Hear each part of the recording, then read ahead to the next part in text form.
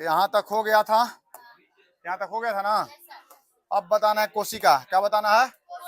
कोशिका के बारे में। कोशिका क्या होता है सब समझा चुके थे।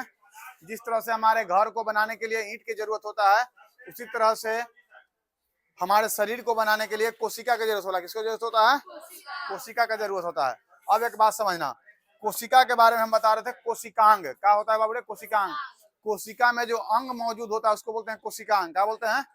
कोशिका में क्या क्या अंग होता है बाबू? चलिए आप लोग ध्यान दीजिएगा और समझते जाइएगा एकदम ध्यान से।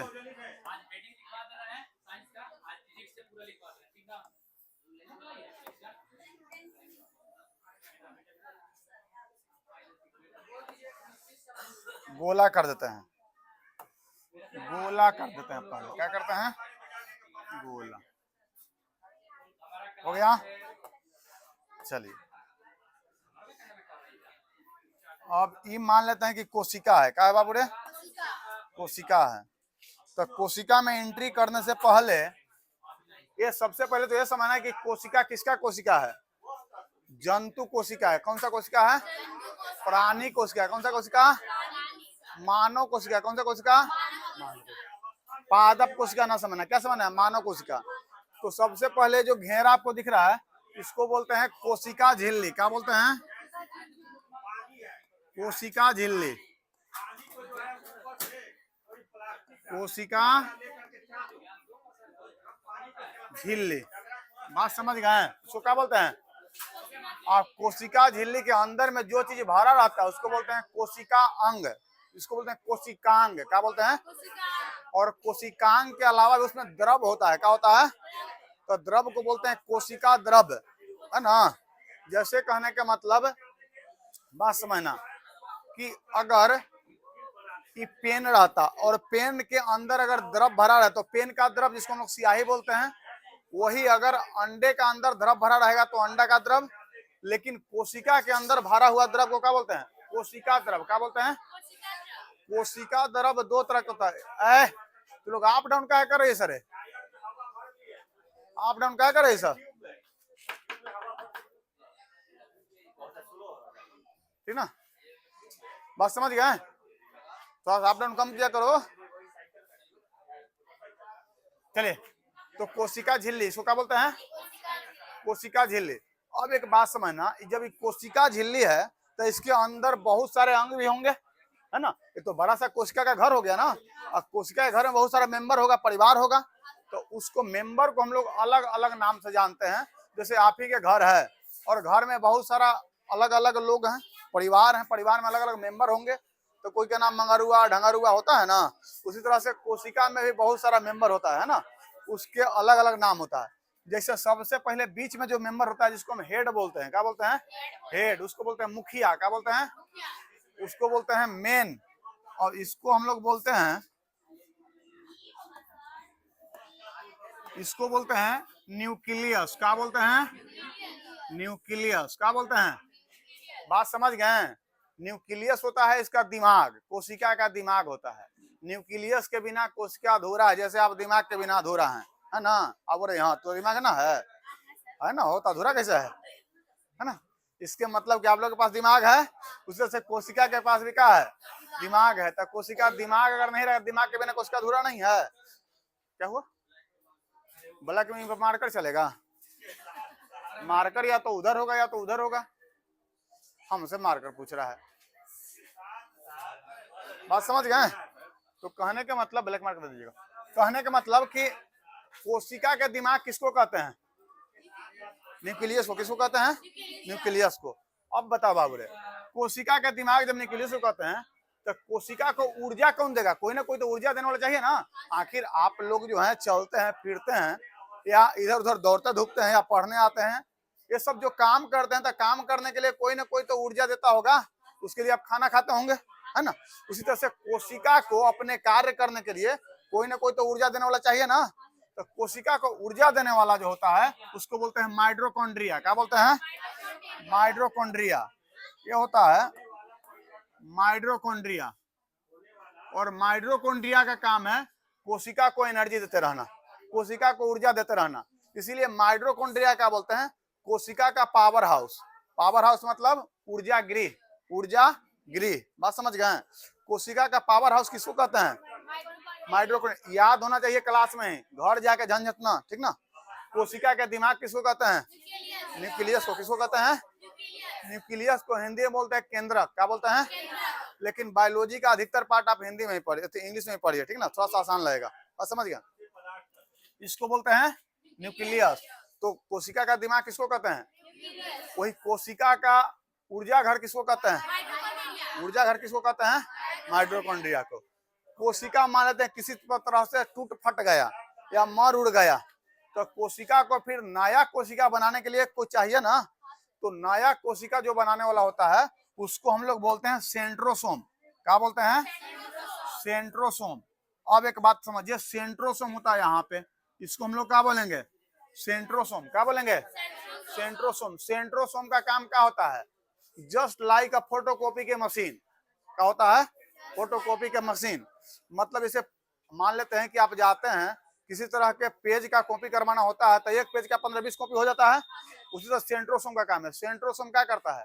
धड़ल्ले से कोशिका बनाता है, धड़ल्ले से कोशिका बनाता है। और यही सेंट्रोसोम अगर पगला गया तो इतना ना कोशिका बना देगा, जहां 10 कोशिका की जरूरत है वहां 10 लाख बना दिया, जहां 20 कोशिका की जरूरत है वहां 20 लाख बना दिया। और जैसी कोशिका को ज्यादा बना दिया तो क्या हो जाएगा? कैंसर। उसका हो जाता है। तो सेंट्रोसोम पगलाया कि कैंसर को न्योता दिया। तो सेंट्रोसोम को कंट्रोल करना बहुत जरूरी है। बात समझ गए? तो सेंट्रोसोम का काम क्या है? नए कोशिका को जन्म देना। सेंट्रोसोम का काम क्या है? नए कोशिका को जन्म देना। बात समझ गए? उसी तरह से होता है आपको बॉडी में। जैसे आप मान लेते कि हम बोल रहे हैं, हम चल रहे हैं, तो अभी हम यहाँ पे रुके हुए हैं, तो हम रुक के, मेरा किसको एनर्जी जरूरत है? पैर को एनर्जी की जरूरत है कि हाथ को, कि मुंह को, कि जीभ को? जीभ को। पैर को क्या जरूरत है? दौड़ थोड़ी रहे हैं, जीभ को जरूरत है ना, बोल जीभ से रहे ना, तो जीभ को जरूरत है। तो ऊर्जा को एक स्थान से दूसरे स्थान तक ट्रांसफर करने का काम, जैसे कहने मतलब कि ऊर्जा को परिवहन करवाने का काम, और ऊर्जा को जहां जरूरत है जरूरत के अनुसार भेजने का काम जो होता है वो किसका होता है? वो होता है आपको, एक होता है गोल्जी बॉडी। क्या होता है? Golgi body. बात समझ गए? इसको क्या बोलते हैं? गोल्जी बॉडी बोलते हैं। क्या बोलते हैं? Golgi body. गोल्जी बॉडी का काम क्या होता है? गोल्जी बॉडी का काम क्या होता है? ऊर्जा को ट्रांसफर करना, ऊर्जा को ट्रांसफर करना। बात समझ गए? जिसको जितना ऊर्जा जरूरत है उतना गोल्जी बॉडी क्या करेगा? ऊर्जा जरूरत के अनुसार देगा। एक होता है आपका इसी में वैक्यूल्स। क्या होता है? वैक्यूल्स का काम क्या है? आपके शरीर में पानी की मात्रा को बनाए रखना। आपके शरीर में पानी की मात्रा क्या रखना? बनाए रखना। उसी तरह कोशिका को पानी की मात्रा को बनाए रखना किसका काम है? वैक्यूल्स का। अब मान लेते हैं कि आपको अगर शरीर में 2% 3% पानी कम है तो प्यास लगती है, 5 से 7% कम हुई होगा तो तरास लगेगा, 10 से 12% कमी होगा तो आदमी पानी की वजह से एकदम क्या हो जाएगा? लगता है खत्म हो जाएगा। और डायरेक्ट ऐसा हुआ तो फिर दिक्कत है ना। तो उसी तरह से कोशिका में भी पानी की आवश्यकता होती है। तो कोशिका में पानी का जो आवश्यकता होता है वो पानी के जो देने का काम, पानी को जो मतलब स्टोर करने का काम है, जो पानी जब जरूरत पड़े तो लोगों को दे सके, आसपास में बांट सके, वो काम है वैक्यूल्स का। किसका काम है? वैक्यूल्स का। और यही दिक्कत है कि हम अभी मानव के पढ़ा रहे हैं कोशिका, तो मानव कोशिका में वैक्यूल्स छोटा होता है, और वही जब हम पादप कोशिका पढ़ाएंगे तो आधा कोशिका का भाग वैक्यूल से होता है। इसीलिए पेड़ पौधे में देखना पानी की मात्रा अधिक होता है। क्या होता है? और पानी की मात्रा क्यों अधिक होता है? क्योंकि भगवान भी उसी तरह से सबको तैयार किए हैं, ठीक है ना। जैसे कहने के मतलब कि मान लो हम लोग को प्यास लगेगा तो हम जाके पानी पी लेंगे, लेकिन पेड़ पौधा को प्यास लगेगा तो पानी पिएगा? नहीं पिएगा। इसीलिए पेड़ पौधा क्या करता है कि जब उसको प्यास लगता है तो एक बार जब पानी मिला तो उसमें भगवान वैक्यूल्स बड़ा सा दिए हैं कि एक बार पानी का स्टोर कर लो। जैसे एलोवेरा के पेड़ देखोगे, बाकी बहुत सारा ऐसा पेड़ है, और बहुत सारा ऐसा मतलब गर्म प्रदेश का भी पेड़ है, वहां पे उन लोग को साल में 1-2 बार बारिश होता है, जितना पानी हो सके ऑब्जर्व कर लिया, अब उसको साल भर तक पानी को क्या करेगा? यूज करेगा। तो भगवान उसी तरह से उसको संरचना भी किए हैं कि वैक्यूल्स का मात्रा जब पादप कोशिका पर है तो उसमें बहुत ज्यादा होता है, बहुत बड़ा होता है। और हम लोग मानव कोशिका पर है तो हम लोग अपने अनुसार पानी पी सकते हैं, तो हम लोग में वैक्यूल्स का होता है, छोटा होता है अपेक्षाकृत। मतलब कंपेयर करें किससे? अगर पादप कोशिका से, तो पादप कोशिका के मतलब कंपेयर कर जाए तो मानव कोशिका में वैक्यूल्स का होता है छोटा होता है, ठीक है। उसी तरह से मान लेते हैं कि सब कोई अपना काम कर रहा है, गलती से कोई अगर बिगड़ जाए तो ये न्यूक्लियस से संहार होगा? ये तो दिमाग है, न्यूक्लियस संहार हो पाएगा? नहीं संहार हो पाएगा। जब न्यूक्लियस से संहारे, मान लेते तू ही लोग है, तो तू ही लोग कभी कभी मान लेते हैं कि बदमाशी बहुत ज्यादा करने लगता है, तो बहुत ज्यादा करने तो हम क्या करते हैं, डंडा उठाते हैं। बहुत ज्यादा होता है तो कुछ ऐसा वर्क देते हैं कि तू लोग को डर लगने लगे, है ना। तो कहने के मतलब कि इस तरह के जो माहौल जो उत्पन्न करते हैं, क्यों उत्पन्न करते हैं? ताकि तू लोग शांत रहो। उसी तरह से कोशिका में भी बदमाशी लोग करता है, कहीं वैक्यूल से बदमाशी कर दिया, कभी सेंट्रोसोम बदमाशी कर दिया, कभी कोई बदमाशी कर दिया। तो उस बदमाशी को कंट्रोल करने के लिए भगवान एक अंदर से बाहर से डाले हैं, उसका नाम है लाइसोसोम। का नाम है? लाइसोसोम। और लाइसोसोम एक कोशिका का सिपाही है। ये कोशिका का क्या है? सिपाही। अगर कोई चक्कर पकड़ किया तो धर के धूड़ी उड़ा देगा। बात समझ गए? तो लाइसोसोम में होता है जल अपघटक एंजाइम। क्या होता है? जल अपघटक एंजाइम। वो एंजाइम ऐसा होता है, जैसे हम लोग देखते हैं ना, पूजा वूजा होता है तो पंडित जी कहते हैं आम के पत्ता डाल के ओम नमः शिवाय होता है ना, उस से जल अपघटक एंजाइम ऐसा ही है। अगर कोई बदमाशी किया तो थोड़ा सा छीट के डरा देता है, थोड़ा सा छीट के क्या करेगा? डरा देगा। अगर ज्यादा बदमाशी कर रहा है तो ज्यादा छीट देगा, और जिस पर ज्यादा छीट दिया उसको समझो कि स्वाहा कर देगा। क्या कर देगा? ऐसे लिया ऐसे करेगा, स्वाहा। मान लेते हैं कि अगर खिसिया गया है या गड़बड़ा गया है गोल्जी बॉडी, तो गोल्जी बॉडी जैसे कभी कभी धीरे धीरे गड़बड़ा जाता है, तो गड़बड़ाता है तो क्या करते हैं? डंडा उठाते हैं, 2-4 डंडा देते हैं तो शांत हो जाता है। लेकिन बहुत ज्यादा गड़बड़ा जाए तो लास्ट ऑप्शन क्या है? यहाँ से निकाल देंगे, है ना। उसी तरह से इसमें है कि बहुत ज्यादा अगर थोड़ा बहुत गड़बड़ा है तो इसका डर है, किससे? सिपाही है, गड़बड़ कर देगा। लेकिन बहुत ज्यादा गड़बड़ा जाए तो अभी थोड़ा सा निकालता है, इस पर छीट देता है। तो इस पर छीट दिया तो जैसे छीटता है तो ये तो मर गया गोल्जी बॉडी। तो अब सब ऊर्जा कौन देगा सर? अब ऊर्जा कौन देगा?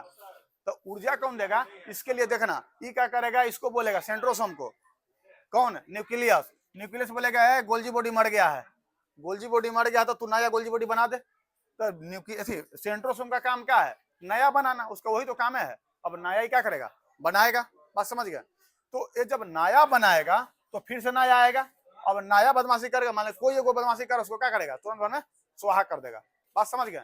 अगर गलती से सब बदमाशी कर दो, सब धार ना पा जाए, तब जब सब धार ना पा जाता है तो अभी कहता है कि अब हमारे कंट्रोल में ना है, पूरा सिपाही जेल से फट जाता है। बात समझ गए? यानी कहने के मतलब कि लाइसोसोम खुद को ही क्या करता है? फाड़ लेता है। जब खुद को फाड़ लिया, तो जब खुद को फाड़ लिया का मतलब पूरा में जल अपघटक एंजाइम छिटा गया ना। अब पूरा में जब जल अपघटक एंजाइम छिटा गया, इसके मतलब किसका? आत्महत्या हो गया। तो आत्महत्या किसके वजह से हुआ है?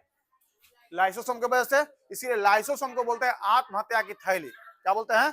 आत्महत्या की थैली। बात समझ गए? तो इसमें इतना चीज याद रखना चाहिए। सबसे पहले कि कोशिका का दिमाग किसको कहते हैं? न्यूक्लियस को कहते हैं। किसको कहते हैं? कोशिका का आत्महत्या की थैली किसको कहते हैं? कोशिका में मतलब फोटोकॉपी के मशीन किसको कहते हैं? यानी नए कोशिका का निर्माण करना किसका काम है? सेंट्रोसोम। कोशिका में ऊर्जा का परिवहन कौन करवाता है? Golgi body. कौन करवाता है? कोशिका में पानी कौन स्टोर करता है? वैक्यूल्स। कौन स्टोर करता है? और कोशिका में कोशिका को मजबूत रखने के लिए, तंदुरुस्त रखने के लिए एक होता है जो कि कोशिका में प्रोटीन का निर्माण करता है। किसका निर्माण करता है?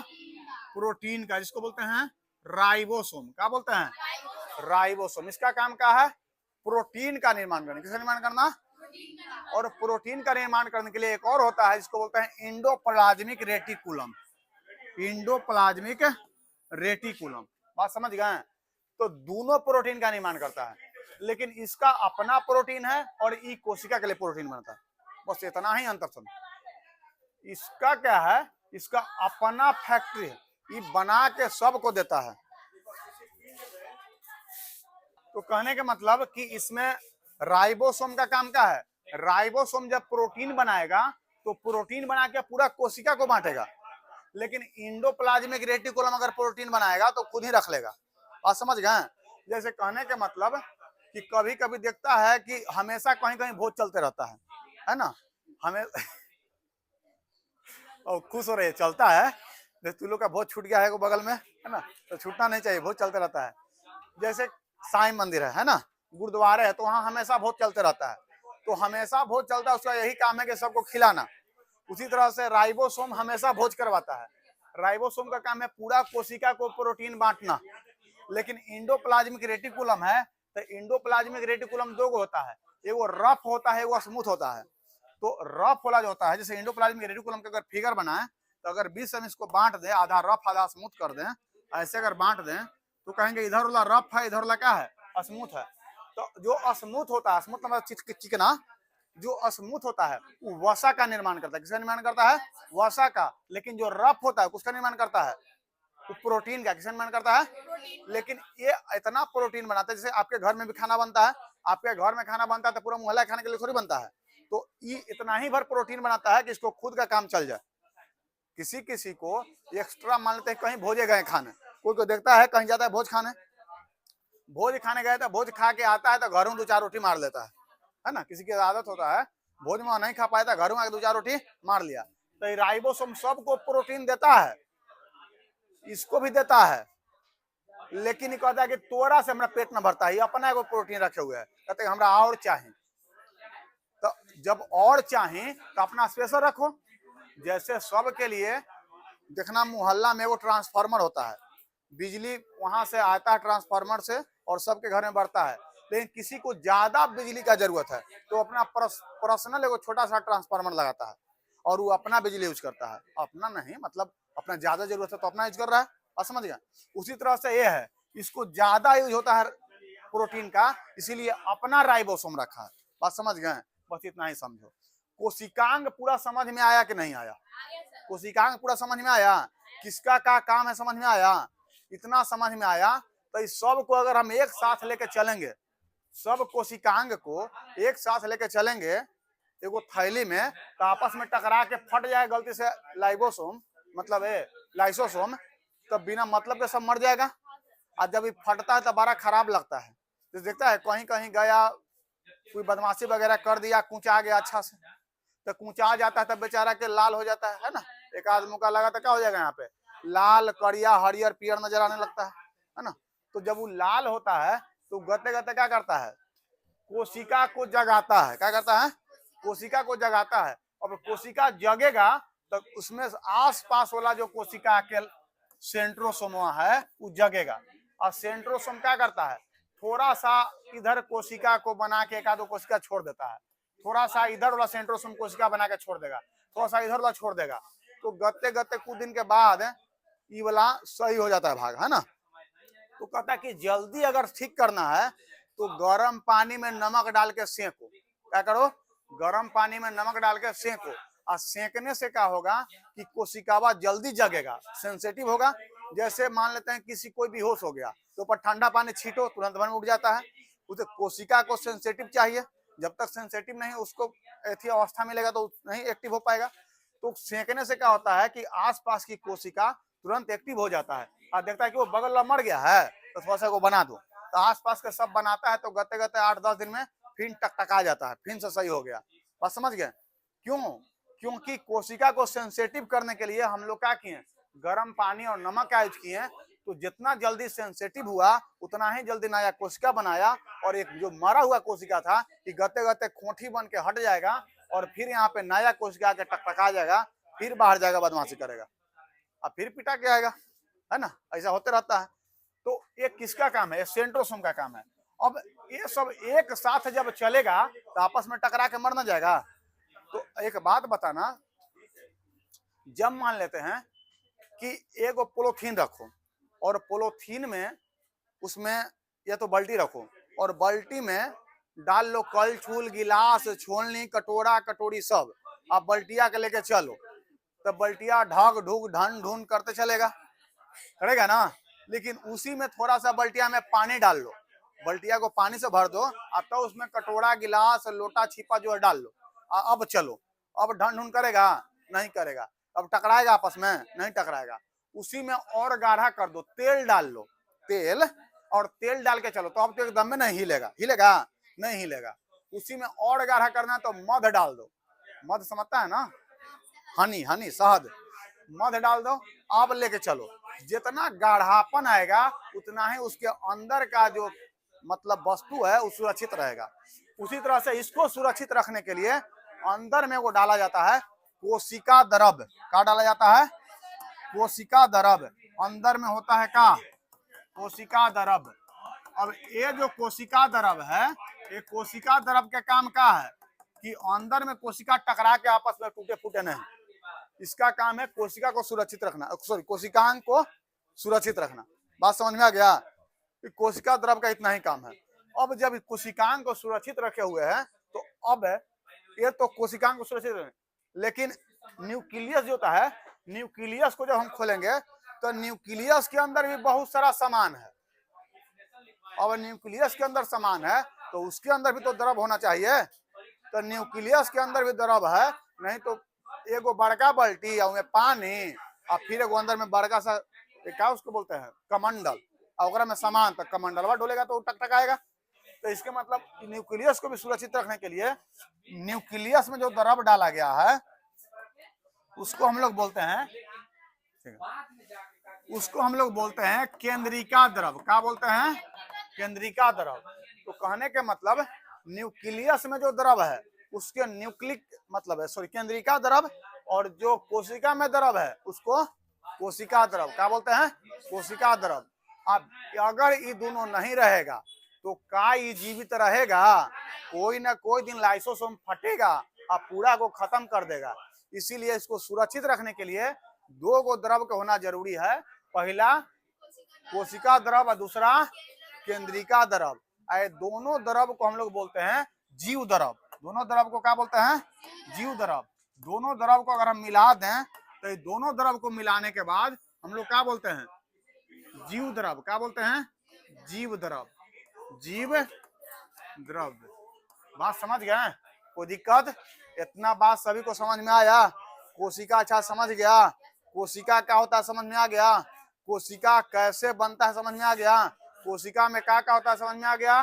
कोशिका में कोशिकांग कौन कौन सा है? कोशिकांग का आकार क्या है? किस कोशिकांग का क्या महत्व है? कोशिका में पावर हाउस किसको कहते हैं? कोशिका में नया कोशिका का निर्माण कौन करता है? इतना सबको समझ में आ गया? कोई दिक्कत किसी को नहीं ना? अब इसको लिखेगा, इसको लिखवाएंगे हम, लेकिन लिखने पर कभी समझ में नहीं आने वाला है रट्टा मारने से। देखा होगा फिगर, समझ में बहुत अच्छा से आएगा। ठीक ना? तो आज के क्लास यहाँ पे समाप्त किया जाता है। ठीक ना?